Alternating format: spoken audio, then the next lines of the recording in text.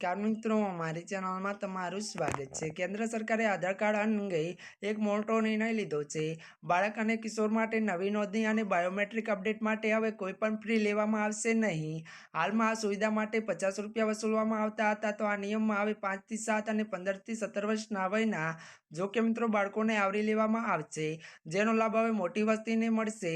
સરકારે અગાઉ બાળકો માટે બાયોમેટ્રિક સાથે તેમના આધાર કાર્ડ અપડેટ કરવાનું ફરજિયાત બતાવ્યું હતું। જોકે મિત્રો સૌપ્રથમ તમારા નજીકના આધાર નોંધણી કેન્દ્રની મુલાકાત લો અને તમે યુડીઆઈ સત્તાવાર વેબસાઇટ અથવા તો વધુ વાત કરીએ તો માય આધાર મોબાઈલ એપ્લિકેશનનો ઉપયોગ કરીને સર્ચ કરી શકો છો।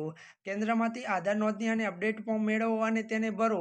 કેન્દ્ર પર ત્યારે ફોર્મ સબમિટ કરો, તમારો બાયોમેટ્રિક ત્યારે ડેટા સબમિટ કરો। કેન્દ્ર ઓપરેટર પ્રમાણિત માટે ફિંગરપ્રિન્ટ, આઈ સ્કેન અથવા બંને કરશે। ત્યારે મિત્રો વધુ વાત કરીએ તો આ પ્રક્રિયા માટે પહેલા જે પૈસા વસૂલવામાં આવતા હતા તે કેન્દ્ર સરકારે હવે ફેરફાર કરીને નિઃશુલ્ક કરી દીધું છે।